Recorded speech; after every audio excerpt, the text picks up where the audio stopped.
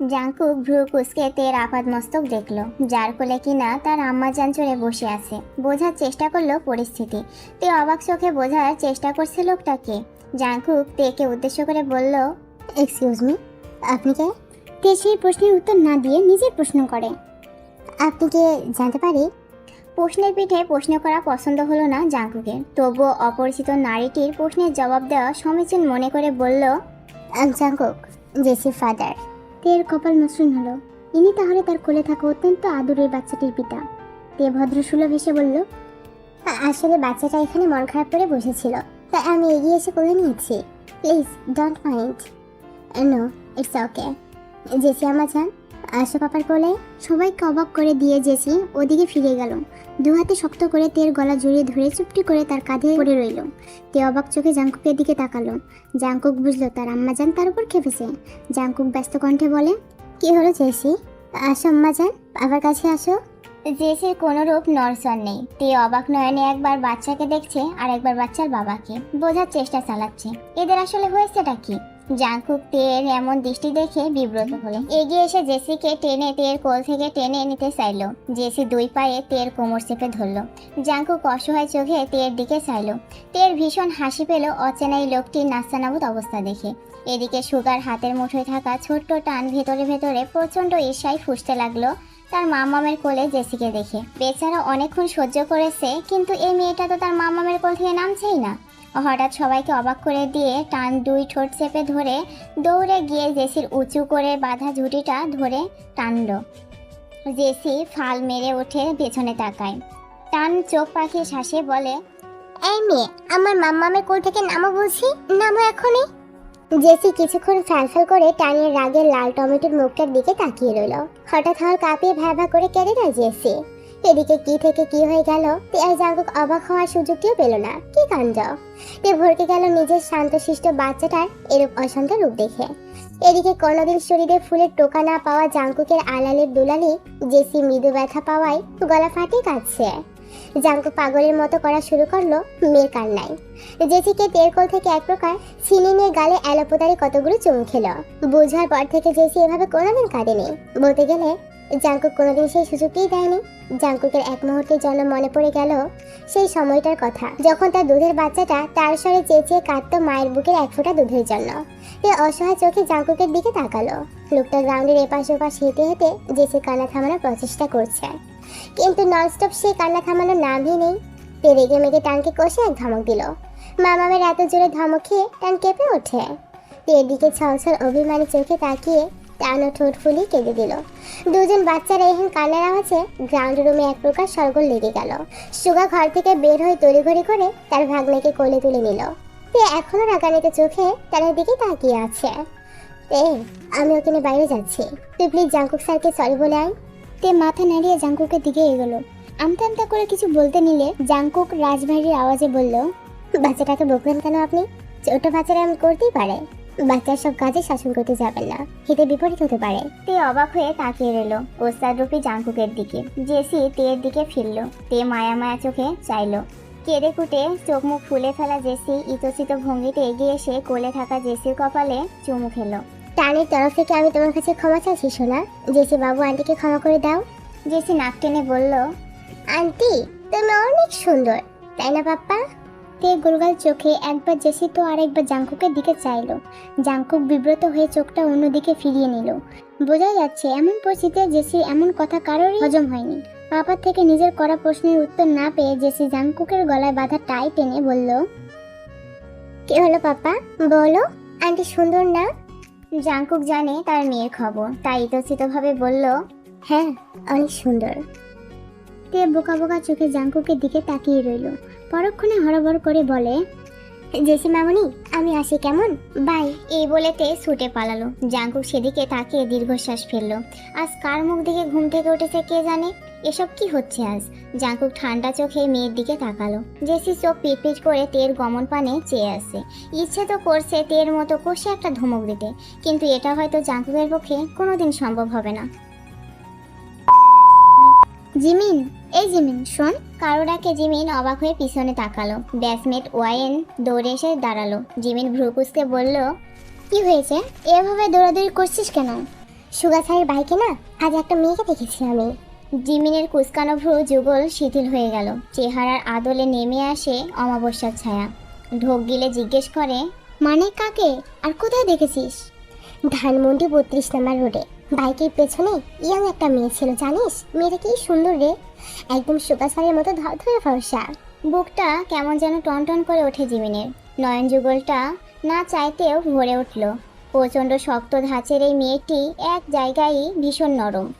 সেই জায়গাটার নাম সুগা। ওয়াইনের জিমিনের মুখটা দেখে মায়া লাগলো। মেয়েটা সুগা স্যারের প্রতি কী পরিমাণ দুর্বল এটা প্যাচের সবাই জানে। ও জিমিনকে আশ্বস্ত করে বলল, আরে হতে পারে কোনো কাজিন রিলেটেড কেউ। আর স্যারের গার্লফ্রেন্ড থাকলে আমরা শুনতাম না। এখন চল তো রাউন্ডে চল, দেরি হচ্ছে খুব জিমিন।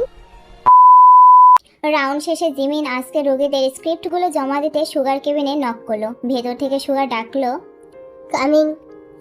জিমিন চোখ নামিয়ে ভেতরে ঢুকে সুগা আর চোখে তাকিয়ে দেখে হোয়াইট টি শার্ট আর ব্লু ডেনিম প্যান্ট পরিহিত 24 বছরের একটি শ্যামলা বর্ণের মায়াবী মেয়েটাকে। জিমিন ফাইলগুলো হাতে নিয়ে মাথা নিচু করে দাঁড়িয়ে আছে। সুগা চশমাটা ঠেলে গলা খাকারি দিয়ে বলল, সেট জিমিন। জিমিন ফাইলগুলো টেবিলে রেখে বসলো। সুগা ফাইলগুলো চেক করে সাইন করে দিল। জিমিনকে এভাবে চুপচাপ বসে থাকতে দেখে সুগা অবাক হলো। কেননা অন্য সব দিনে মেয়েটা এই টপিক ওই টপিক নিয়ে সুগাকে নানা রকম প্রশ্ন করত, কিন্তু আজ কি হলো? Jimin, are you okay? Jimin হুট করে দাঁড়িয়ে গিয়ে বলল, জি স্যার, আমি একদম ঠিক আছি। আর কারোর জন্য কেউ বেঠিক থাকে না, ঠিকই মানিয়ে নেয়। আসি স্যার। এই বলে গটগট পায়ে কেবিন থেকে বের হয়ে গেল। এদিকে আগামাথা না বোঝা সুগা হতবুদ্ধি হয়ে আওড়ায়, এই রাগি রানীরা ঝোলোটা কি?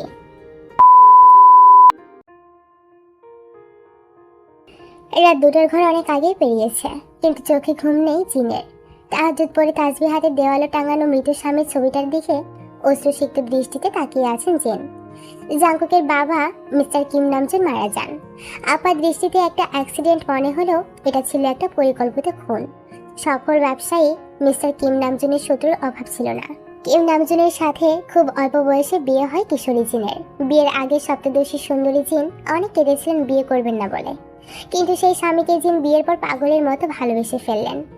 আসলে মিস্টার কিম নামজুন এমন একজন মানুষ ছিলেন যাকে ভালোবেসে না থাকা জিনের পক্ষে সম্ভব ছিল না। তার ছেলেটাও ঠিক যেন তার স্বামীর প্রতিচ্ছবি।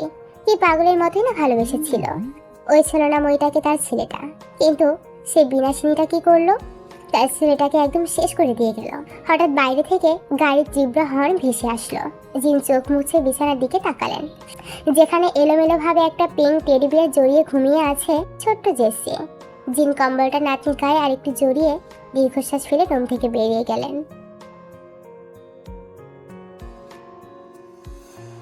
শীতকালের আরামদায়ক ঘুম ছেড়ে কাজের খালা রোজ যায় দরজাটা খুলতে। প্রতিদিন মধ্যরাতে কাঁচা ঘুম ভেঙে দরজা খুলতে হয় বলে মহিলা বেজায় বিরক্ত। মনে মনে গজগজ করতে করতে এগোন দরজাটা খুলতে। ওপর থেকে জিন রাশভারী আওয়াজে ডাকেন, রোজ। রোজ পিছন ফিরে দেখে জিন নামছেন। জি আম্মা।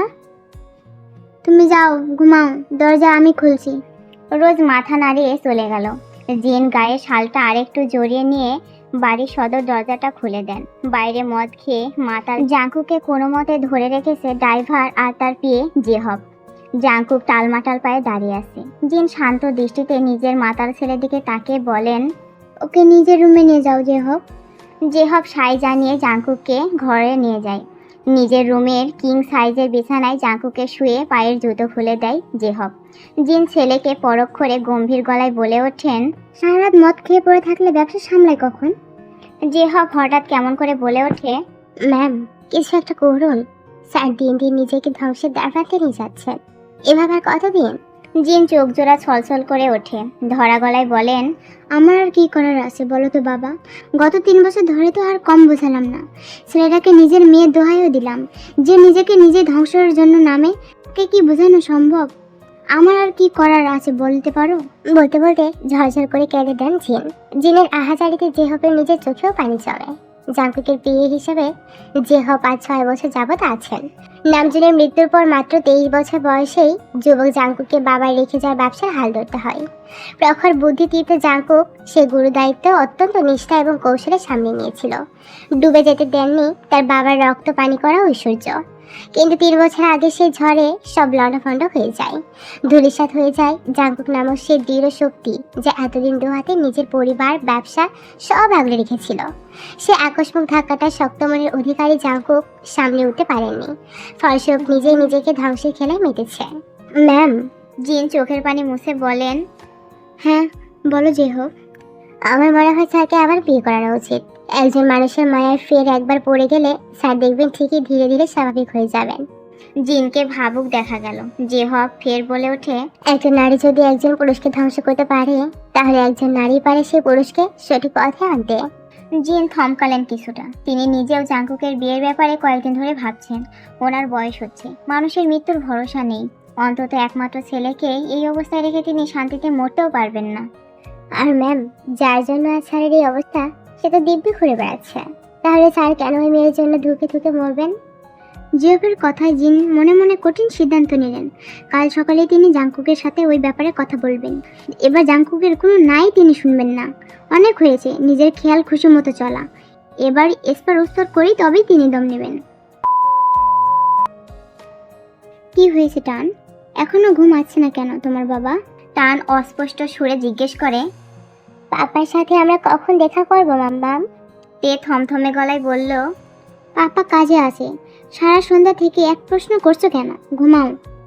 মায়ের বকুনি খেয়ে টান অন্য পাশে ফিরে গেল। ওর বাচ্চা মস্তিষ্কে কিছু তো একটা গোলমেলে আছে, সেটা ধরতে পেরেছে, কিন্তু সেটা কি তার বাচ্চা মস্তিষ্কে ঢুকছে না।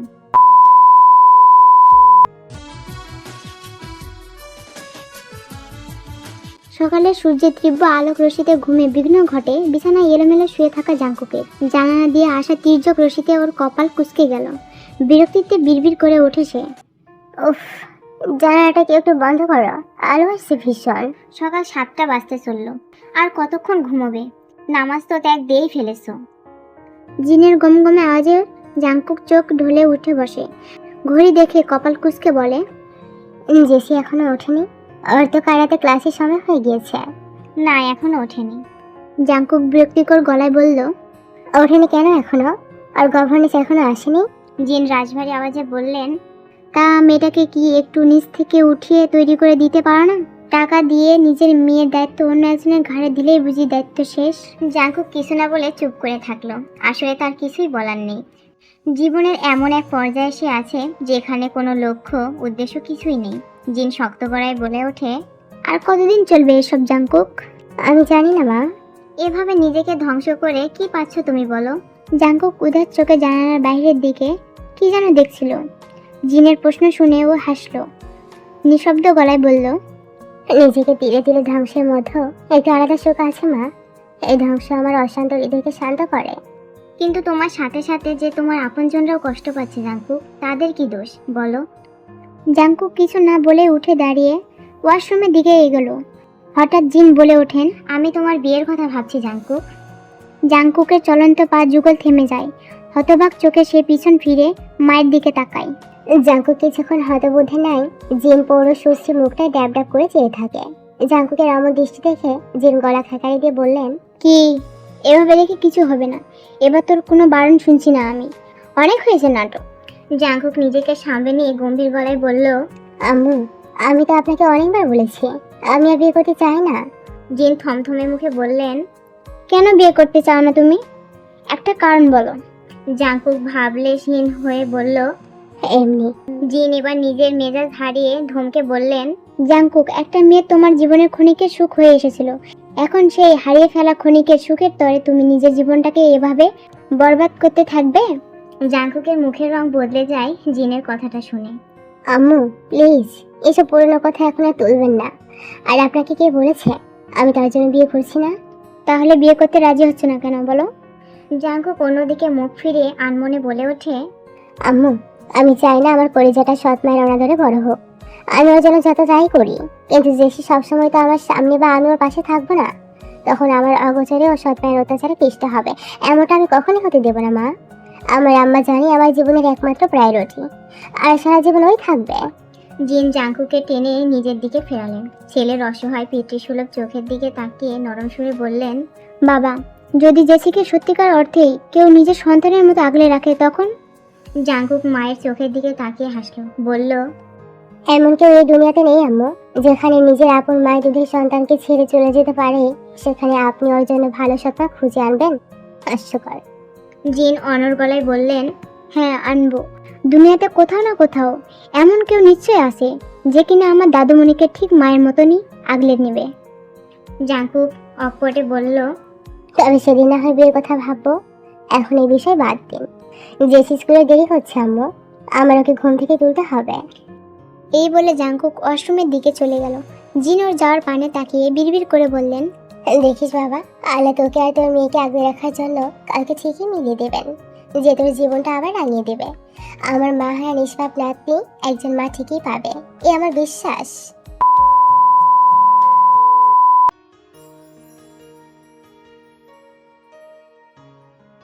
মাম্মাম, আমার নতুন স্কুল ড্রেসটা কি হোয়াইট কালারের?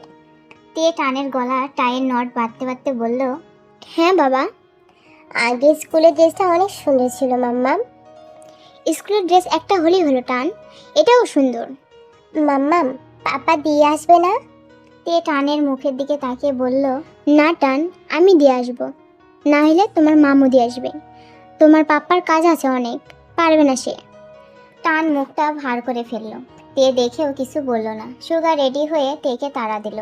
ওদের নামিয়ে আবার ওকে হসপিটালের দিকে ছুটতে হবে। টানের ব্যাগ এক হাতে নিয়ে আরেক হাতে ওকে নিয়ে মায়ের কাছ থেকে বিদায় নিয়ে বের হয়ে গেল ওরা। স্কুলের গেটের কাছে সুগার বাইকটা ব্রেক কষলো। ঠিক সেই সময় বিপরীত রাস্তা ধরে একটা কালো রঙের কার এসে গেটের সামনে দাঁড়ালো। কার থেকে একটা লোক বের হয়ে পেছনে দরজা খুলে দিল।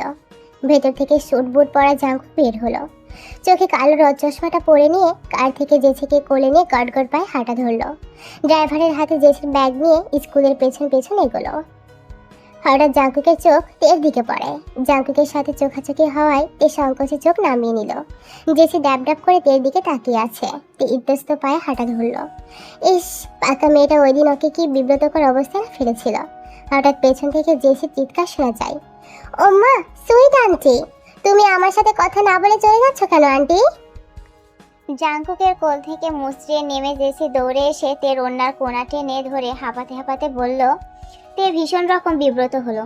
আচ্ছা মুশকিল তো, এই অতি পাকুনি মেয়েটা তো ওর পিছুই ছাড়ছে না। জাঙ্কুক চোখ মুখ কুঁচকে দাঁড়িয়ে আছে। বোঝাই যাচ্ছে মেয়ের কাণ্ডে বেশ বিরক্ত। আমার জান, কি হচ্ছে এসব? তোমার ক্লাসে দেরি হচ্ছে। সুগা জেসির দিকে তাকিয়ে হেসে বলে, হাই কিউটি, কেমন আছো তুমি? জেসি ঠোঁট এলিয়ে হেসে বলে, I am fine uncle, how are you? আমি খুব ভালো আছি। জেসির চোখ হঠাৎ সুগার হাত ধরে মুখ ফুলিয়ে রাখা টানের দিকে যায়, যে কিনা সরু চোখে জেসির দিকে এতক্ষণ তাকিয়েছিল। অমনি কালকের ঘটনাটা ছোট জেসির মনে পড়ে মাথাটা দপ করে জ্বলে ওঠে। জেসি এক প্রকার তেড়ে মেরে গিয়ে আঙ্গুল উঁচিয়ে শাসিয়ে বলে, এই দুষ্টু ছেলে, তুমি কাল আমার চুল টেনে দিয়েছিলে কেন? টান নাক ফুলে বলল, তুমি আমার মাম্মামে কোলে উঠেছিলে কেন? তোমার কি মাম্মাম নেই? তে ধমকে ওঠে টানকে বলে, এসব কেমন কথা টান? ওর মামাম থাকলে কি ও আর কারো কোলে চড়তে পারবে না?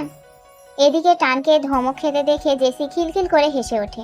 হাততালি দিয়ে লাফিয়ে লাফিয়ে বলে, একদম ভালো হয়েছে, একদম ভালো হয়েছে, দুষ্টু ছেলে বকা খেয়েছে, কি মজা। এদিকে জাঙ্কুক কপাল চাপড়ালো। এই মেয়েকে নিয়ে আর পারা যাচ্ছে না। জাঙ্কুক নিজের আহ্লাদি মেয়েকে কোলে তুলে নিল। তে আর সুগাকে লক্ষ্য করে ভরাট গলায় বলল, জেসির পক্ষ থেকে আই এম সরি। সুগা হেসে বলল, ইটস ওকে স্যার, সরি বলার কিচ্ছু নেই। বাচ্চাদের কাণ্ড কারখানায় সব, ওদের কাণ্ডের এত বিচার করতে নেই। বাচ্চা দুটোর হৈহুল্লোড়ের মধ্যে স্কুলের ঘন্টা বেজে ওঠে আর ইস্তফা দিয়ে স্কুলে ঢুকে গেল। তে টানকে নিয়ে অফিস রুমের দিকে গেল আর জাঙ্কুক জেসিকে ক্লাসে বসিয়ে মেয়ের দুগালে দুটো চুমু খেয়ে বলল, আমার জান, একদম দুষ্টামি করবে না কিন্তু, হ্যাঁ? আর লাঞ্চ বক্স কিন্তু পুরোটা ফিনিশ করা চাই, ওকে? তাহলে পাপা তোমাকে ছুটির শেষে পিৎজা খেতে নিয়ে যাবে। জেসি পাপার কথা শুনে আনন্দে ফেটে পড়ে। পাপা, সত্যি বলছো তুমি? সত্যি আমার জান, একদম সত্যি। আমরা ঘোরাঘুরিও করবো পাপা। হ্যাঁ মা, নিজে খেয়াল রাখবে কেমন? কোনো সমস্যা হলে মিসের ফোন থেকে আমাকে ফোন করবে। এখন পাপা অফিসে যাবে, okay? Bye. Bye papa. Class শুরু হলে হেড মিস টানকে ক্লাসে নিয়ে আসেন। টানকে নিজের ক্লাসে ঢুকতে দেখে জেসির মনে হয় সেই দিনের বেলায় ভূত দেখার মতো চমকে ওঠে। বাচ্চারা সবাই টানকে হ্যালো বলে স্বাগত জানায়। সবার সাথে টানের পরিচয় করিয়ে দিয়ে হেড মিস টানকে সামনের বেঞ্চে জেসির পাশে বসতে বললেন। টান মুখটা গম্ভীর রেখে জেসির পাশে একদম টেবিলের কোনায় গিয়ে বসে। জেসি গোল গোল চোখে বড়দের মতো গম্ভীর মুখ করে রাখা টানের দিকে তাকায়। ক্লাস মিসের আড়ালে ফিসফিসে জিজ্ঞেস করে, এই ছেলে তুমি আমার ক্লাসে কি করছো? তুমি তো ছোট, তুমি তো নার্সারি পড়বে, 1 ক্লাসে কি করছো? হ্যাঁ। জেসির এত প্রশ্নে টান বিরক্ত হয়ে বলে, কে বলেছে আমি ছোট? ছোট তো তুমি। I am 5 years old. আর আমার মাম্মা আমাকে এখানে ভর্তি করিয়েছে। তুমি চুপ করো তো, তুমি অনেক কথা বলো। টানের ধমক খেয়ে জেসি মুখ ফুলিয়ে বসে থাকে। ও এই দুষ্টু ছেলেটার সাথে কখনো ফ্রেন্ডশিপ করবে না, চকলেটও শেয়ার করবে না কখনো।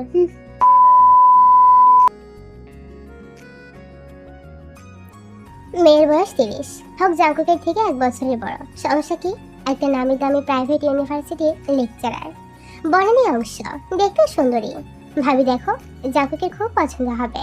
ইয়া বড় একটা মিষ্টি মুখে পুরে গদগদ হেসে কথাটা বলেন জাংকুকের বড় ফুপু যিশু। মিসেস জিন পাত্রীর ছবিটা সেন্টার টেবিলের উপর রাখেন। চোখের চশমাটা খুলতে হাতে নিয়ে চিন্তিত স্বরে বলেন, কিন্তু যিশু, আমি চাইছিলাম জাঙ্কুকের জন্য বিধবা বা ডিভোর্সি কোনো মেয়ে দেখতে। জাংকুকের ফুপুর চিবোতে থাকা মুখটা হঠাৎ থেমে গেল। কোনো মতে মিষ্টিটা গিলে নিয়ে অবাক গলায় তিনি বললেন, ভাবি কি বলছো এসব তুমি? যেখানে আমার ভাতিজাকে বিয়ে করার জন্য অবিবাহিত মেয়েরা বসে আছে, সেখানে তুমি যেতে পড়ে ওর জন্য বিধবা অথবা ডিভোর্সি মেয়ে খুঁজছো কেন? হ্যাঁ, কোন দুঃখে খুঁজছো? জিন মুখ খুলে কিছু বলবে, কিন্তু জাঙ্কুকের ফুপু আবার বলে ওঠেন, আর শোনো ভাবি, তোমার যদি নিতান্ত ডিভোর্সি বা বিধবা মেয়ে ছেলের বউ করার ইচ্ছে থাকে, তাহলে বন্ধা বা যার আগের ঘরের কোনো সন্তানে এমন কাউকে দেখো। না হলে আমার নাতনিটার অযত্ন হবে। এরা সারাক্ষণ নিজের সন্তান নিয়ে ব্যস্ত থাকবে। মিসেস জিন আনমনে বললেন, সেটা তো আমার আসল চিন্তা যিশু। না হলে আমার ছেলের জন্য তো পাত্রীর অভাব নেই, কিন্তু আমি তো আমার ফোনটার জন্য একজন মমতাময়ী মা চাই, আর আমার ছেলেটার জন্য চাই একজন আগে রাখার মানুষ।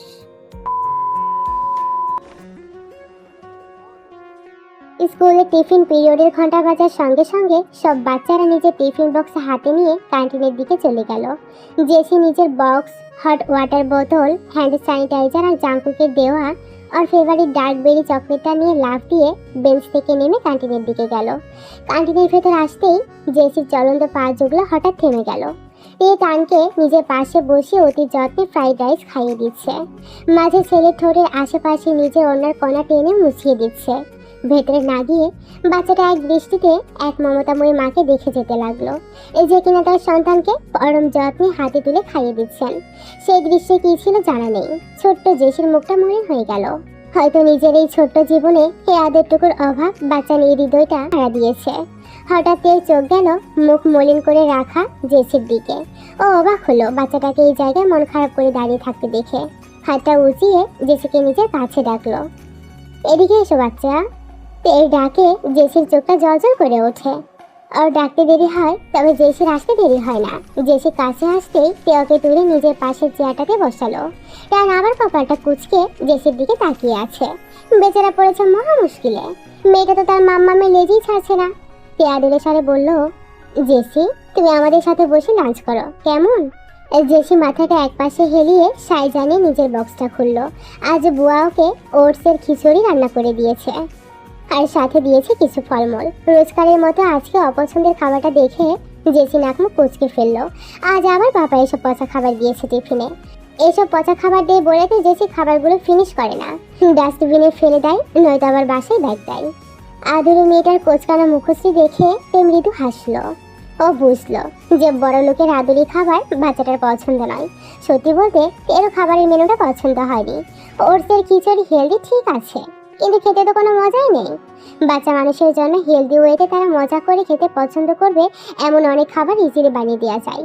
যেমন সে বানিয়েছে টানের জন্য ব্রোকলি, ক্যাপসিকাম, গাজর, ফুলকপি, ডিম আর চিকেন দিয়ে কিমা করে ফ্রাইড রাইস। খেতে যেমন খুব মজা, তেমনই স্বাস্থ্যসম্মত। তাই তো তৈরি করা যে কোনো খাবারই তার মজা করে খায়, কোনো রূপ নষ্টও করে না। জেসিকে বক্স হাতে নিয়ে মুখ লুটকে বসে থাকতে দেখে বেশ নরম সুরে বলল, কি হয়েছে জেসি বেবি, তুমি খাচ্ছ না কেন?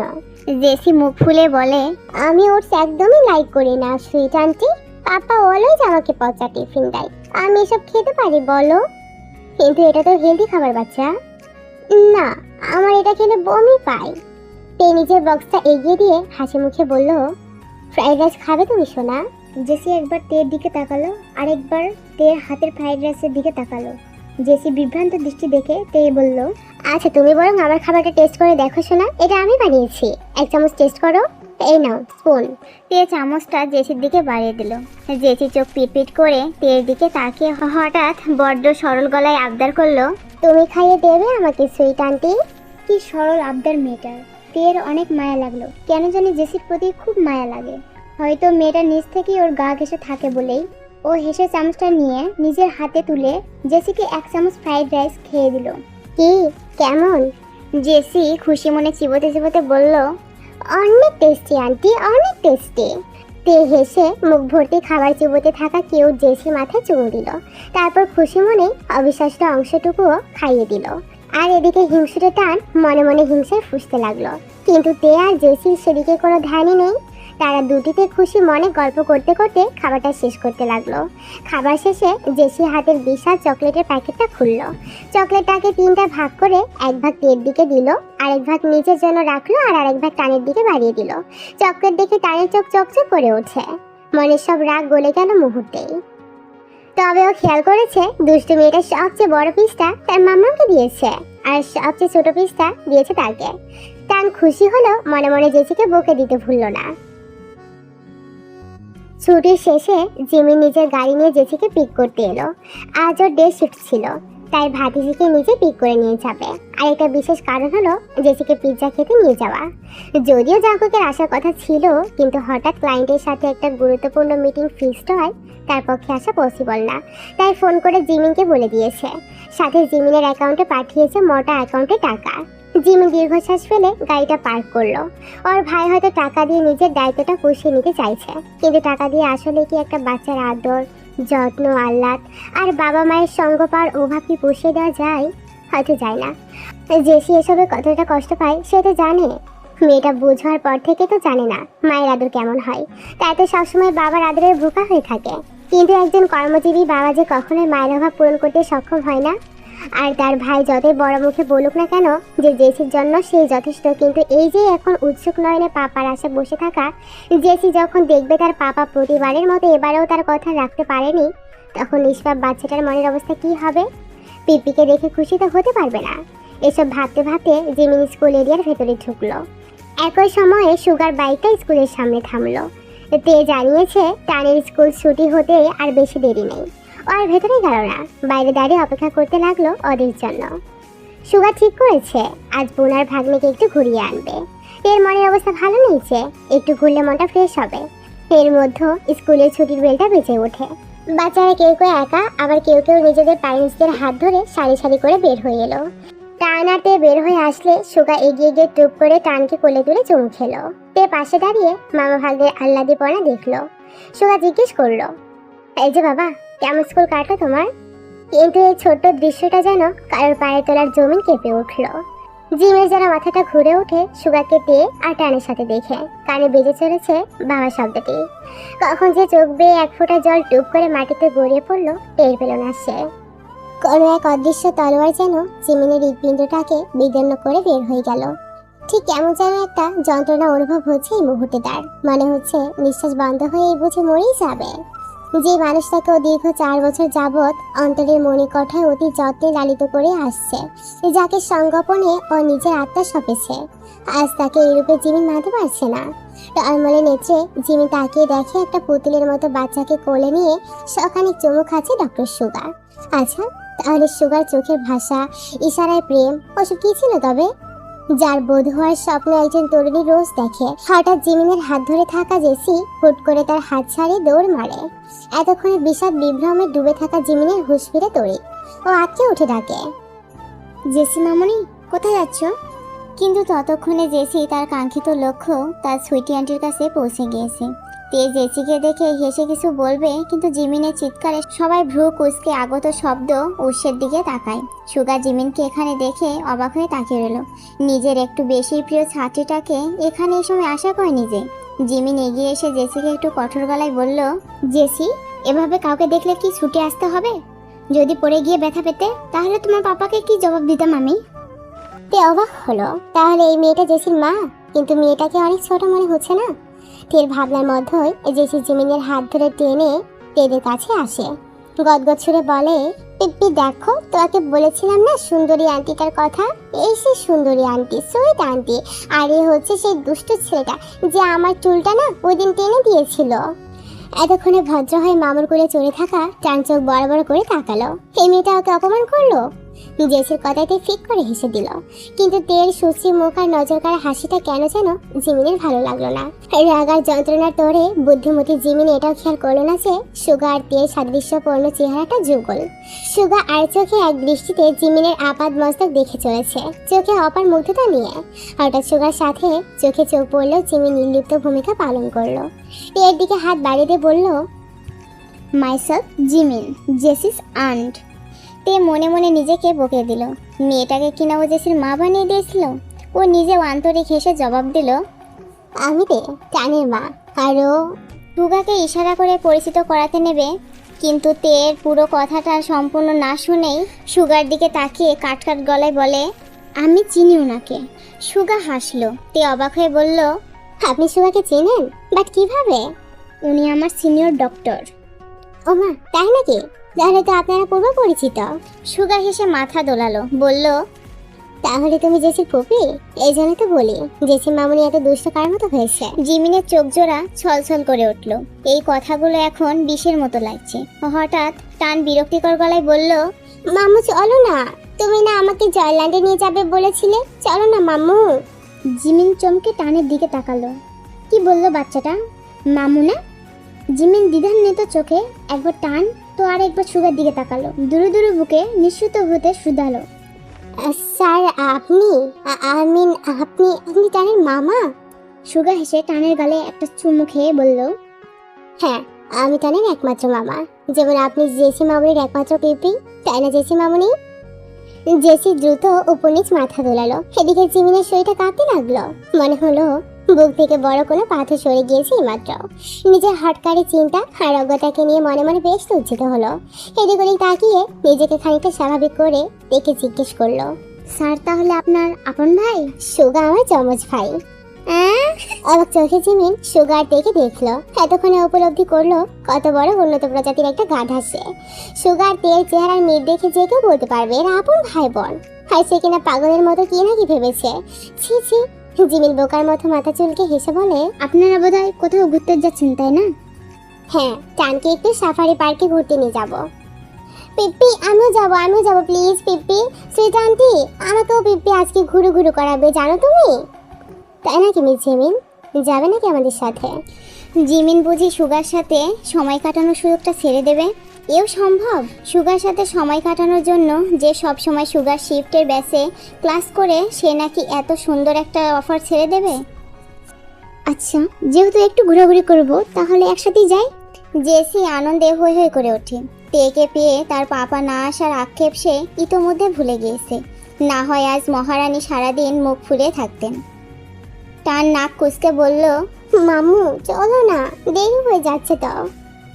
জিমিন সংকোচে বলে, কিছু মনে না করলে একটা কথা বলতাম। সবাইকে আমার গাড়িতে যাবেন? তাহলে একসাথে যেতে পারতাম। কিন্তু সুগার ভাই?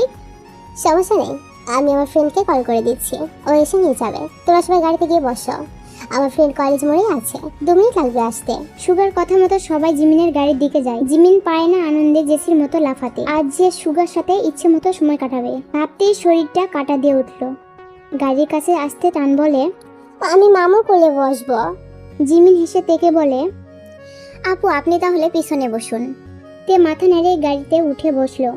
জেসি হড়হড় করে বলে, আমি সুইট আন্টির সাথে বসবো। বলে আর অপেক্ষা না করে একদম তের পাশে এসে গিয়ে বসে পড়লো। পার্লার করে উঠে যায়। জিমি ড্রাইভিং সিটে বসে অপেক্ষা করতে লাগলো নিজের কাঙ্ক্ষিত সহজাতে। নিজের বাইকটা ফ্রেন্ডকে বুঝিয়ে দিয়ে সুগা গাড়ির ফ্রন্ট ডোর খুলে সহজভাবে জিমিনের পাশে বসলো।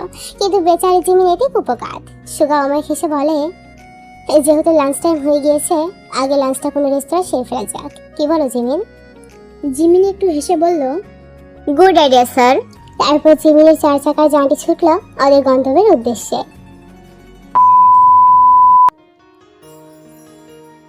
দীর্ঘ 2 ঘন্টার বিরতির পর নিজের কেবিনে ঢুকলো ক্লান্ত পরিশ্রান্ত জাঙ্কুক। হাতের কোটটি এক প্রকার ছুঁড়ে ফেললো অদূরের ডিভানে। চেয়ারে বসে মাথাটা খানিকটা হেলিয়ে একটু টানা দীর্ঘশ্বাস নিল। হঠাৎ কিছু মনে পড়তেই পকেট হাতে ফোনটা বের করলো। দ্রুত হস্তে ফোনটার লক বাটন খুলতেই সামনে ভেসে উঠলো জেসির হাস্যোজ্জ্বল চেহারাটা।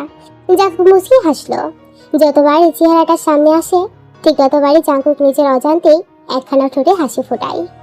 মেয়েটা একদম নিজের বাবা নামজনের মতোই হয়েছে, যেন সে বাবাকে হারিয়ে জেসিকে পেয়েছে। জাঙ্কুক দীর্ঘশ্বাস ফেলে। তার শত না পাওয়ার মধ্যে সবচেয়ে বড় পাওয়া হচ্ছে এই নিষ্পাপ প্রাণটি, যার মায়া জাঙ্কুক এখন অবধি টিকে আছে। না হয় বিশ্বাসঘাতকতার কড়া গ্রাসে সে কবে নিঃশেষ হয়ে যেত। কলার হাতে জিমিনের নাম্বারে কল করে জাঙ্কুক। একবারই ফোনটা রিসিভ হয়। জিমিন ফোন রিসিভ করে হ্যালো বলে। ওপাশে অত্যাধিক পরিমাণে সরগোল শোনা যাচ্ছে। জাঙ্কুক ভ্রু কুচকে জিজ্ঞেস করে, হ্যাঁ জিমিন, তোরা কোথাও আছিস? এত আওয়াজ কেন? জিমিন একটু উচ্চস্বরে জবাব দেয়, ভাইয়া আমি জেসিকে নিয়ে একটু জয়ল্যান্ডে এসেছি। জাঙ্কুক গমগমে আওয়াজে বলে, আমি তোকে কি বলেছি জিমিন, ওকে পিৎজা খাইয়ে সোজা সেফলি বাসায় পৌঁছে দিতে, আর তুই কিনা ওকে এত নয়েজি আর আনইজি একটা পরিবেশে নিয়ে এসেছিস। জিমিন কৈফিয়তের সুরে বলে, ভাইয়া জেসি ওর এক ফ্রেন্ডের সঙ্গে এসেছে, তুমি চিন্তা করো না, একদম ওকে আমি সেফলি বাড়ি নিয়ে আসবো। জাঙ্কুক চিন্তিত কণ্ঠে বলল, জেসি এমন কোলাহলপূর্ণ পরিবেশে কমফোর্ট ফিল করে না জিমিন, এখনই ওকে সোজা বাসায় নিয়ে আসবে। আধ ঘন্টার মধ্যে তোদের যেন আমি বাসায় পাই। এই বলে জাঙ্কুক খট করে লাইন কেটে দেয়। জিমিন মুখ লটকে দাঁড়িয়ে রইল। সুগা প্রেমিক নজর এতক্ষণ ধরে উন্মুক্ত প্রেয়সী পানি ছিল। জিমিনকে এভাবে দাঁড়িয়ে থাকতে দেখে একটু কাছাকাছি এসে দাঁড়ায়। কি হলো জিমিন, এনিথিং রং? জিমিন মুখ কালো করে বলে, ভাইয়া এইমাত্র ফোন করে চেত দিয়েছে যেন জেসিকে নিয়ে এক্ষুনি বাসায় চলে যায়। কিন্তু এসেছি তো মাত্র অল্প কিছুক্ষণ, আর বাচ্চাদের মন সন্তুষ্ট না করে চলে গেলে তো ওরাও দুঃখ পাবে জিমিন। কিন্তু কি করব, ভাইয়া খুবই রাগী, কথা নড়চড় হলে আজ আর রক্ষা নেই। ভাইয়া জেসিকে নিয়ে খুবই পজিটিভ। সুগা 1 মিনিট কিছু একটা ভাবলো, হঠাৎ বলে উঠল, জিমিন তোমার ফোনটা দাও তো। জিমিন অবশ দৃষ্টিতে তাকিয়ে ফোনটা এগিয়ে দিল। সুগা ফোনটা হাতে নিয়ে জিজ্ঞেস করলো, পাসওয়ার্ড? জিমিন ঘুরেই বলে দিল, আপনার বার্থডে ডেট। সুগা চমকে তাকায়। জিমিনেরও ঘুর ভাঙে, চোখ ধরা পড়ে যাওয়ার মতো এদিক ওদিক তাকায়। ইস, গেল গেল, মা নিজের বাকিটাও গেল। এই জিমিন এবার নিশ্চিন্ত, ওই সত্যিটা একটা উন্নতি প্রজাতির আবাল। মেয়েটাকে এভাবে লজ্জা পেতে দেখে সুগা নিজেকে দ্রুত সামনে নিল। ফোনের লকটা খুলে সামনের চোখ শীতল করার দৃশ্যপটটি ক্যামেরায় বন্দি করলো। তারপর জিমিনের দিকে ফোনটা বাড়িয়ে দিল। জিমিন বিভ্রান্ত হয়ে তাকিয়ে আছে, বুঝলো না কিছুই। সুগা হেসে বলল, ভিডিও ক্লিপটা তোমার ভাইয়াকে সেন্ড করো। জিমিন এতক্ষণে বুঝতো সব। উৎফুল্ল মনে ক্লিপটা জাঙ্কুকে সেন্ড করে দিল। অফিস রুমে বসে টেবিলে থাকা জেসির আরেকটু ছোটবেলার ছবি ফ্রেমটা ছুঁয়ে ছুঁয়ে দেখছিল জাঙ্কুক। মাঝে বেশ কয়েকটা চুমু খেয়ে নিচ্ছিল। হঠাৎ টেবিলে থাকা সেলফোনটা নোটিফিকেশন বেজে ওঠে। জাঙ্কুক ফোনটা নিয়ে দেখে জিমিন হোয়াটসঅ্যাপে একটা ভিডিও ক্লিপ সেন্ড করেছে। জাঙ্কুক কত হলে ভিডিওটা প্লে করে ও স্তব্ধ হয়ে তাকিয়ে থাকে। সম্পূর্ণ বাচ্চা ভর্তি জয়ল্যান্ডের কিড রাইডারটা শব্দ তুলে ছুটছে। যন্ত্রটি হতে নির্গত শব্দের সাথে বাচ্চাদের উৎফুল্ল ধ্বনি মিশে এক অদ্ভুত সুন্দর শব্দের সৃষ্টি করেছে। জাঙ্কুক এক মুহূর্তে যেন থমকে গেল। কৌতূহলী চোখ দুটোতে নিমেষে বদলে ভরে উঠল মুগ্ধতায়। রাইডারের মধ্যখানের একটা সিটেতে হাস্যজ্জ্বল মুখে বসে আছে। তার পাশে 2টি সিটে বসে আছে টার্নার জেসি। 2 হাতের বাঁধনে সে সযত্নে আগলে রেখেছে দুরন্ত বাচ্চা দুটিকে। জেসি 2 হাত মেরে খুশিতে মেতে উঠেছে। ফোকরা দাঁতে খিলখিলিয়ে হাসছে। তার উল্লাস ধ্বনিতে জাঙ্কুকের বুকটা শীতল হয়ে যায়। তার কলিজাটাকে সে কোনোদিন এত মন খুলে হাসতে দেখেছে কিনা মনে পড়ছে না। হঠাৎ জাঙ্কুকের চোখ গেল জেসিকে সযত্নে আঁকড়ে ধরে থাকা এর দিকে। মেয়েটাকে তার চেনা চেনা লাগলো। হঠাৎ মানস্পটে ভেসে উঠল সেদিনের একজোড়া বিব্রত মুখ আর লজ্জার দৃষ্টি। না চাইলেও জাঙ্কুকের মনোযোগী দৃষ্টি নিজের মেয়েকে আগলে রাখা অতি সুশ্রী দেখতে রমণীটির দিকে গেল। বাতাসের দাপটে তার চুলগুলো মুখে উড়ে এসে ভীষণ রকম বিরক্ত করেছে। তবুও সে বাচ্চাদের থেকে হাতটা সরিয়ে চুল ঠিক করছে না। জাঙ্কুক কিছুক্ষণ এক দৃষ্টিতে দেখে দেখলো। কেন দেখলো জানে না সে। 2টো শিশুকে পরম মমতার সাবধানে আগলে রাখা এক আশ্চর্য সুন্দর রমণীর থেকে জাঙ্কুক চাইলেও নজর সরিয়ে নিতে পারলো না। ভিডিওটি শেষ হলে জাঙ্কুক কিছু মুহূর্তে থম মেরে বসে থাকে। হঠাৎ উপলব্ধি করলো তার মেয়েকে এভাবে আগলে রাখার জন্য একজন মায়ের অভাব। সন্ধ্যা সবে 7:30। জাঙ্কুক আজ বহুদিন পর তাড়াতাড়ি বাসায় ফিরেছে। জেসি তখন স্টাডি রুমে বসে টিউটরের কাছে হোমওয়ার্ক করছিল। পাপার গাড়ির আওয়াজ পেতে বাচ্চাটা চমকে ওঠে। নিশ্চিত হতে চেয়ার ছেড়ে হুড়মুড় করে এক লাফে নেমে জানালা দিয়ে দেখে সত্যি তো পাপা এসেছে। পাপা এসেছে, ইয়ে কি মজা, পাপা এসেছে বলতে বলতে দৌড়ে নিচতলার দিকে গেল। জেসি তুমি পড়ে যাবে, আসতে যাও সোনা। কিন্তু কে শুনে কার কথা? নিচে নেমে দেখে জাংকুক টাই ঢিলে করতে করতে ভেতরে ঢুকছে। জেসি তাকে দেখে পাপা বলে চিৎকার করে ছুটে আসে। জাংকুক মেয়েকে দেখে অকৃত্রিম হেসে ল্যাপটপের ব্যাগটা সোফায় সরে ঝুঁকে দুহাত মেলে দেয় মেয়ের দিকে। জেসি এক দৌড়ে এসে পাপার বুকে ঝাঁপিয়ে পড়ে। জাংকুক পরম মমতায় কোলে তুলে নেয় মেয়েকে। মেয়েকে বুকে জড়াতেই প্রশান্তিতে ওর বুকটা জুড়িয়ে যায়। জেসি পাপার কাঁধ থেকে মুখ তুলে অবাক স্বরে জিজ্ঞেস করে, পাপা আজ এত তাড়াতাড়ি ফিরে এলে? হ্যাঁ মা, আজ বাবা তার আম্মাজানের সাথে অনেক অনেক সময় কাটাবে। জেসি উৎসাহিত গলায় বলল, তাহলে চলো এখনই যাবো তো আম্মাজান, তার আগে তোমার বাকি হোমওয়ার্কটা কমপ্লিট করে ফেলো। ওকে পাপা। তোমার দিদুন আর পিপি কোথায়? পিপি 4টা চোখ লাগিয়ে পড়ছে আর দিদুনের হেডে খুঁজছিল, তাই দিদুন এখন ঘুমোচ্ছে। জাংকুক সিঁড়ি বেয়ে উপরে উঠতে উঠতে জিজ্ঞেস করে, কি খেয়েছেন আজ আম্মাজান? পিপি কাস্টার্ড বানিয়েছিল, ওটা খেয়েছিলাম পাপা। জানো পাপা, আজ আমাকে একটা চকলেট দেয়নি কেউ, বলে কিনা আজ অনেকগুলো চকলেট খেয়েছ, বেশি খেলে টিথে জার্মস হবে। বেশি কোথায় খেলাম বাপা বলো তো? মাত্র 5টাই তো খেলাম, তার মধ্যে একটু তো ওই দুষ্ট ছেলেটাকে দিয়েছিলাম। জেসি মুখ ফুলে বলে। জাংকুক শব্দ করে হেসে দেয় জেসির নালিশ শুনে। মেয়ের ফুলকো গাল দুটোতে চুমু খেয়ে নিজের পকেট থেকে কিটক্যাটের একটা প্যাকেট বের করে দেয়। জেসি খুশিতে সো মেরে চকলেটটা নিয়ে জাংকুকের গালে ঠাস করে একটা চুমু খেয়ে বলে, থ্যাঙ্কস পাপা।